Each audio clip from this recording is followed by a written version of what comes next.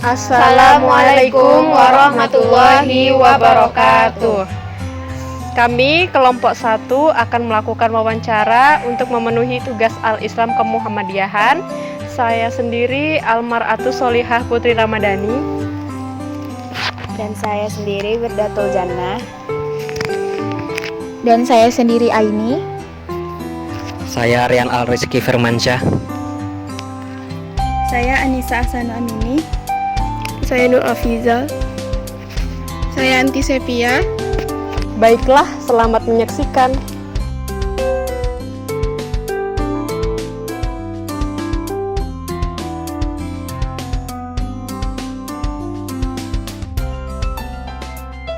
Assalamualaikum Bu. Waalaikumsalam warahmatullahi wabarakatuh. Ibu, perkenalkan kami dari Prodi Keperawatan di Universitas Muhammad Idiyah Riau, kelompok 1 Al-Islam Kemuhammadiyahan. Jadi saya sendiri Alma. Nah, ini teman saya sendiri. Saya sendiri Aini. Saya sendiri Wirda. Saya sendiri Anti. Saya Afiza. Saya Anissa. Yang kameramen sana namanya Rian Bu. Berarti berjumlah 7 orang ya satu kelompok. Silakan. Nah, nama Ibu siapa Ibu? Nama Ibu Delvialis SKM. Kebetulan Ibu mantan Universitas Payung Negeri Pekanbaru. Dulu kan Akademi Keperawatan Payung Negeri Pekanbaru. Ibu bekerja di Bapelkes, Dinas Kesehatan Provinsi. Ibu sudah berumah tangga, mempunyai 5 orang anak dengan 1 orang bapak. Mudah-mudahan langgeng ya. Amin. Silakan. Jadi gini Bu, kan Ibu bisa merintis banyak bisnis ya Bu. Nah, pertanyaannya, bagaimana tantangan Bapak atau Ibu sebelum menjadi seorang pembisnis dan memiliki bisnis travel umroh seperti sekarang? Kalau untuk tantangan tuh mungkin kan banyak ya. Kalau diceritakan mungkin nggak habis satu malam waktunya gitu. Cuman intinya kan setiap ada keinginan di situ pasti ada jalan gitu kan. Dan setiap ada jalan itu kita harus berusaha gitu. Setiap kita berusaha tidak luput dengan doa gitu kan. Katanya kan kalau usaha diiringi doa, insya Allah hasilnya akan bagus gitu. Jadi mungkin Bapak dengan Ibu terus berusaha, setiap kegagalan itu mungkin itu pelajaran gitu, dan mencari terus yang terbaik, sehingga kami bisa memiliki travel umroh ini gitu. Mungkin tidak lepas juga dengan doa orang tua, baktinya anak kepada orang tua gitu. Jadi tidak lepas dari itu. Selain kita tadi berusaha dan berdoa tadi, mungkin berdoa itu ya menurut agama kita, kepercayaan kita masing-masing. Kebetulan Ibu kan agama Islam, sama dengan adik-adik semua gitu, dan kita yakin semuanya itu karena Allah gitu. Nah, mungkin itu tips singkatnya gitu ya. Sebenarnya banyak lagi gitu kan, cuman mungkin adik-adik juga bisa nanti lihat dari kehidupan yang lainnya gitu. Terus selanjutnya siapa yang wawancara? Jadi gini Bu, kan kalau latar belakang orang sukses itu biasanya dari akhlaknya ya Bu, akhlak dari keluarganya ya, dan dari keluarga ini contohnya dari istri ke suami, suami ke istri, orang tua ke anak, anak ke orang tua, terus dari keluarga inti ke keluarga besar. Nah, kalau jadi pertanyaannya Bu, bagaimana akhlak kepada Allah, kepada Rasulullah? Jadi intinya tadi itu kan Ibu bilang gitu, kebetulan kita kan beragama Islam. Sebenarnya kan agama Islam ini kan agama yang menurut kita sempurna gitu. Dan kita karena kita sudah menganut agama Islam, kita akan menjalankan syariat Islam itu tersebut gitu, dan berpedoman kepada Al-Quran gitu. Mungkin zaman sekarang agak beda juga dengan zaman dahulu gitu. Waktu Ibu kecil-kecil dulu, kita kan dulu kan tidak ada handphone gitu kan. Jadi memang hari-hari itu penuh dengan sosialisasi dengan orang-orang, bermain dengan anak-anak, tidak ada yang namanya gadget gitu kan. Jadi mengaji, MDA itu kami lakukan secara bersama-sama gitu. Jadi mungkin memang sangat disayangkan juga gitu kan kalau sekarang kalau gadget nih mempengaruhi kehidupan kita. Jadi kita mulailah kalau ini hanya membantu pekerjaan kita gitu. Dengan begitu mungkin akhlak kita akan lebih baik gitu kan, dengan menonton gadget ini mungkin dimanfaatkan untuk menonton yang arahnya lebih baik kayak ceramah-ceramah atau apa gitu. Kayak podcast sih Bu. Ya karena kan itulah, karena akhlak ini betul dari orang tua kita sendiri. Setiap orang tua yang memberikan akhlak yang baik atau mencontohkan akhlak yang baik kepada anaknya, insya Allah sedikit banyaknya pastilah lengket sama anaknya gitu. Setidaknya orang tuanya ngaji nak katanya sama anaknya, sementara orang tuanya main gadget. Nggak mungkin kan anaknya mau gitu. Tetapi ketika orang tuanya mengajak anaknya dan dia melakukan dahulu, umpamanya seperti sholat, dia dulu melakukan, mengaji, dia dulu melakukan sambil mengajak anaknya, insya Allah sedikit banyaknya anak-anak kita akan sukses. Mungkin gitu. Tapi kalau untuk ke orang tua, guru, mungkin sama yang kita pelajari, harus santun gitu ya. Berarti mungkin kalau ya untuk akhlak kepada Allah ya kita yakin dan kita mempunyai syariat, kita akan syariat kita itulah yang menjadi pedoman kita untuk menjalankan kehidupan sehari-hari ini gitu. Jadi intinya kalau untuk peran orang tua itu role model buat iya, tapi dia yang mencontohkan dulu. Jangan asal ngomong, "Nak, buat itu, Nak." Umpamanya kan, "Nak, tadilah kayak itu, ngaji, Nak." Sementara orang tuanya main gadget atau orang tuanya pergi ke mall pas maghrib, bilang kan, sementara kita, "Nak, maghrib di luar tuh banyak hantu." Nah, sementara orang tuanya gosip di luar sama tetangga gitu kan. Nah, itu tidak akan berhasil gitu. Tetapi ketika orang tuanya memberikan contoh langsung, dan itu tuh orang tuanya kedua-duanya, tidak boleh ibu saja, karena memang suksesnya anak katanya kan tergantung dengan ibu, tapi tidak terlepas ayah juga. Jadi saling mendukung gitu. Nah, terus kalau bisa juga kita akan menyekolahkan anak di sekolah Islam. Nah, di pertanyaan sebelumnya juga terjawab ya Bu. Kayak tadi yang ditanya tentang dari pertama dari Allah ke Rasulullah, terus ke keluarga. Nah, sosial tadi juga udah ada jawabannya ternyata Bu. Kayak ngaji sama. Itu mungkin di dalam keluarga gitu. Kita kan bersosialisasi gitu, mungkin enggak juga, bukan menuntut kemungkinan kita bawa anak kita keluar gitu, sama sholat di masjid gitu kan. Tapi sekarang kan banyak pendapat orang-orang kalau anak tuh kan mengganggu di masjid jangan bawa katanya. Padahal kan anak-anak tuh diperkenalkan dari kecil. Yang namanya anak-anak kan pasti meribut. Nah, mungkin bapak-bapak meribut kan. Nah, itu yang meribut tuh pasti anak-anak. Jadi ibu memang kadang memberikan pengertian kepada anak-anak, ibu, yalah kalian masih anak-anak, tetapi mulai beranjak nanti remaja itu tidak akan lagi gitu, akan berkurang, akan berkurang dari dia begitu nakal menjadi kurang, sering meninggalkan sholat akan sholat, kayak gitu. Jadi pada anak-anak itu tidak menetap perangannya yang kurang bagus itu. Gitu. Kalau kita terus berusaha mengarahkan ke lebih baik. Akhlak ibu kepada sosial nih Bu, kayak tetangga, ke masyarakat lain, itu gimana? Ya mungkin kalau ibu mungkin karena ibu bekerja ya, jadi mungkin kalau untuk sering-sering berkunjung dengan tetangga nih jarang gitu kan, karena ibu bekerja masuk dari 7:30 sampai, tapi ibu terus mengikuti kayak arisan gitu. Terus insya Allah kalau ada keluarga yang kemalangan, tetangga yang kemalangan, terus butuh pertolongan gitu. Walaupun orang berpikir mungkin ya ibu ini mungkin karena orang kaya gitu, tapi kita tidak boleh merasakan bahwa itu akan terjadi perbedaan antara orang biasa dengan orang kaya gitu. Karena mungkin kita harus memberikan kekayaan kita ini mungkin ya kelonggaran bagi orang lain. Nah kayak gitu. Mungkin orang kayak arisan ibu jarang pergi juga, tapi ketika orang menuju ibu jadi ini ya, insya Allah saya siap. Nah ibu kami perlu bantuan ibu insya Allah. Jadi ibu berpendapat setiap kita meringankan beban seseorang, melonggarkan jalan seseorang, memberi kemudahan kepada orang, insya Allah akan longgar jalan bagi kita. gitu usaha kita. Ya, pertanyaan lagi. Selanjutnya, bisnis apa saja Ibu miliki selain travel ini? Oh gitu.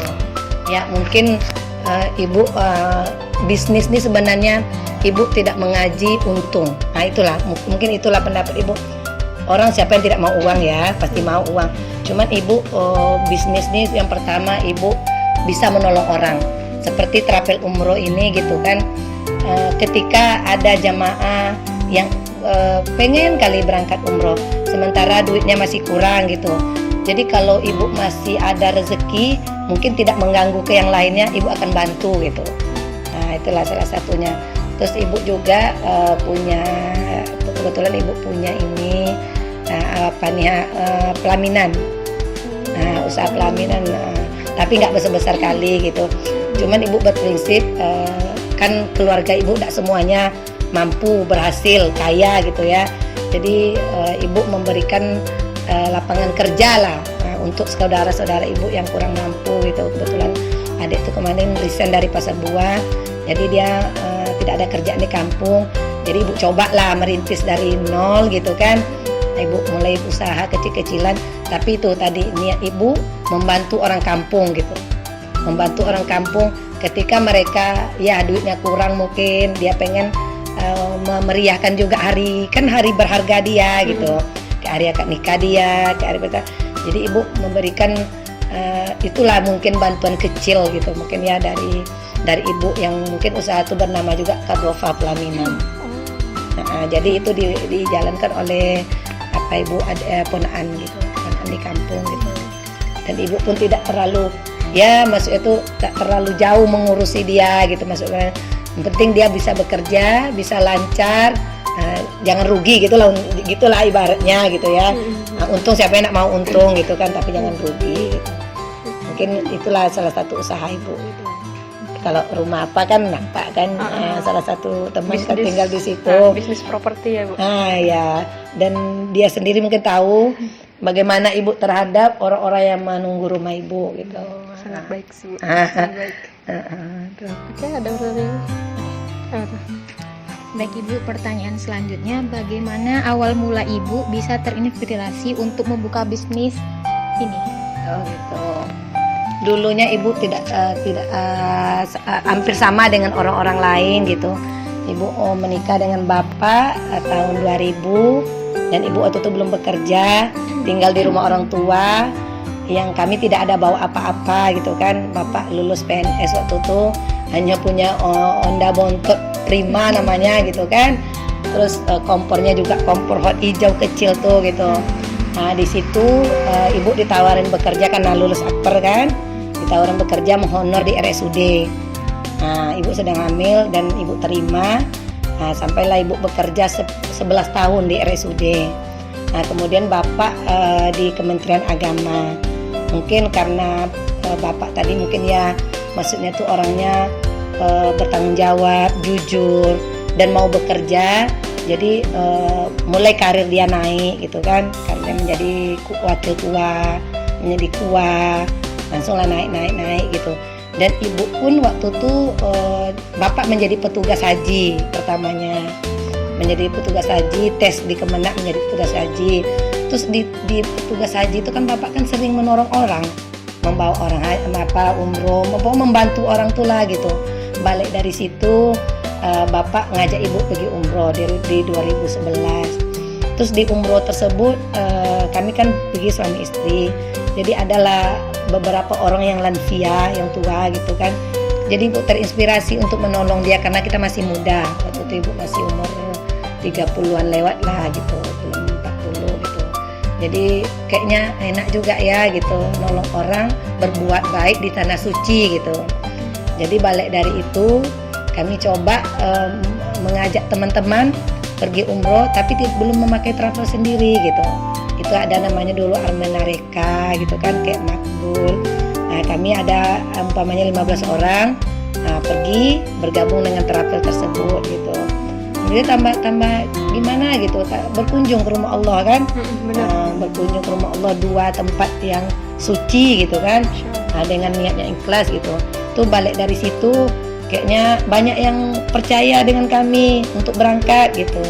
Jadi karena Bapak di Kementerian Agama, bolehlah kita merancang gitu kan, membuat travel sendiri. Nah, mungkin dari situ mungkin. Jadi kami mulai berjalan dari 2016. Cuman izinnya keluar 2020 sampai sekarang. 3 tahun sekarang ya Bu? Nah ya 3 yang izinnya, tapi membawa jemaah memberangkatnya dari 2016. Karena ibu tidak bisa juga sering-sering pergi karena PNS kan. Paling 2 kali setahun. Karena ibu yakin tadi itu doa kita, doa jemaah, doa orang-orang yang kita tolong, itulah yang mengangkat betul kita. Ada lagi pertanyaannya? Ada lagi? Oh, Udah? udah. Nah, jadi kesimpulannya gini, tadi ibu suka membantu orang ya Bu, dari pengalaman Iya. haji suami istri terus ngajak orang, itu berarti kan kayak kita punya pengalaman, Iya. otomatis punya ilmu ya Bu. Iya. Nah, ilmunya ibu aplikasikan untuk membantu orang lain. Jadi kayak kalau kita udah membantu orang lain itu rasanya puas. Nah, iya. Apalagi di tanah suci, ganjarannya lebih besar lagi. Puasnya kira berpikir karena kalau kita mampu, oke lah, mungkin kita bisa sekali 2 tahun pergi, sekali 3 tahun, sekali setahun gitu. Orang itu ngumpulin duit dari jualan daun kunyit, daun jeruk mungkin gitu, tak jualan apa, belum tentu dia bisa lagi pergi. Benar. Nah, cuman ketika kita membantu dia sampai ke Ka'bah, dia kan di sana tuh ke Ka'bah gitu kan, sholat, berkunjung ke makam Rasulullah. Ketika dia sampai di situ, rasa dia tidak membayangkan sampai di situ dengan kita bawa dengan ikhlas gitu kan. Itu doa dia kan luar biasa. Benar sekali Bu. Itu sama dengan juga melepaskan, umpamanya orang ada sesuatu niat sama kita gitu kan, pengen entah pinjam uang, entah apa, kita minta bantu, kita ikhlas membantu, itu kan doanya luar biasa.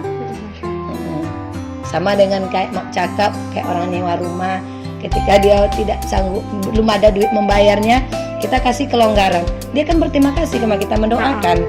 Benar. Itu karena ibu berprinsip duit itu tidak akan cukup-cukupnya untuk kita. Nah, pengen lagi, tapi ketika kita bersyukur, nah inilah mungkin rezeki kita gitu, inilah yang bisa kita manfaatkan. Mungkin itu membuat ya kita senang, kita apa gitu. Karena titipan semua ini kan, Iya. nah, apapun namanya kan titipan, bisa aja ketika kita di atas diambil, nggak bisa kita ngapa-ngapain gitu. Ya, sambil diminum airnya. Ya.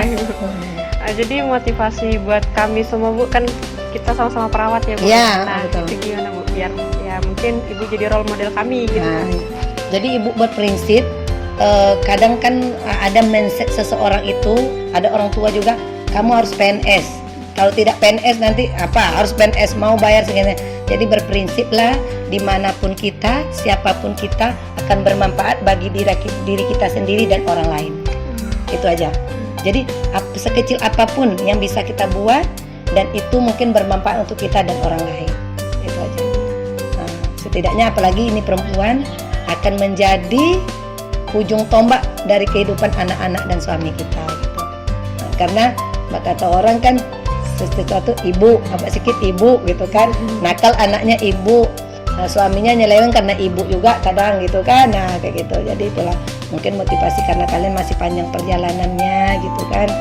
Jadi berprinsip lah, memang semua ini titipan, dan bekerja keras gitu, tidak luput dari doa dan restu orang tua juga gitu. Dan jangan juga malu gitu ketika kita mengerjakan sesuatu itu memang rasanya halal, bagus menurut kita, enggak apa-apa kita kerjakan gitu. Kayak tadi ibu, jatuh itu kan biasa, ketika kita punya usaha jatuh boleh gitu kan, enggak masalah gitu. Yang penting kita coba lagi gitu. Nah, kita nyobanya dengan ikhlas gitu. Memang jangan dulu ada setiap usaha kita tuh embel-embel lain gitu. Nah jangan dulu aku pengen ini nanti gitu kan, ini enggak usah dulu gitu. Yang penting kita bisa berusaha, bisa menghasilkan yang halal lah kayak gitu. Mungkin itu aja mungkin gitu. Karena kalian mungkin sudah tahu juga gimana nanti kehidupan kedepannya, tantangannya gitu kan. Ya kalau kita nanti alhamdulillah dapat suami yang tajir mungkin ya. Jadi mungkin pendidikan kita pun kita abaikan. Tapi kita mengabaikan pendidikan kita ingat orang tua. Ibu kadang kan mau berhenti, cuman ingat orang tua ketika dia menguliakan kita dengan begitu banyak biaya. Nah, ya kan dia bagaimana tuh pasti sedih dia gitu kan. Setidaknya kita mengimplementasikan dulu ilmu kita gitu. Baru nanti kita mungkin ada yang lain berpindah bisnis lagi tidak masalah. Banyak kok orang setelah bekerja susah payah nanti ada bisnis resign bisa boleh-boleh saja gitu. Dari basic yang pertamanya gitu kan tidak masalah gitu. Intinya kalau kita jatuh sekali, usahakan bangkit 2 kali. Nah, iya. Jatuh 10 kali, bangkit 11 kali. Iya, cuman itu tuh jangan dari omongan kita saja gitu. Nah, jadi kita memang praktekkan gitu. Tapi kalau dari omongan ya udahlah kayak gitu kan, nah, enggak juga, sama aja bohong gitu kan. Kadang kan kita kan ada seseorang itu pandai menceramai aja, pandai ngomongin aja gitu kan. Nah, kalau kita insya Allah kan dia samping kita tahu, kita harus berbuat juga gitu. Langsung action lah gitu kan. Ketika ada ide mungkin kita action. Ada pertanyaan lagi? Udah habis. Kira-kira itu aja. Pasti ada kesana tuh betul ya. Nggak apa-apa, Bu. Ya, jadi wawancara kami sekian dulu, Ibu. Nah, Terima kasih atas pelajarannya, Bu. Terus pengalaman Ibu, terus motivasinya buat kami. Mungkin ini jadi pelajaran buat saya sama teman-teman saya, Bu. Ya, semoga Ibu sehat selalu. Amin. Kalau ada kesalahan dari kami minta maaf sebesar-besarnya. Sama-sama. Betul juga. Terima kasih, Bu. Iya, sama-sama. Assalamualaikum. Assalamualaikum.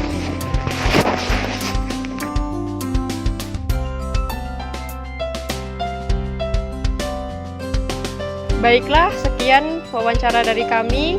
Wassalamualaikum warahmatullahi wabarakatuh.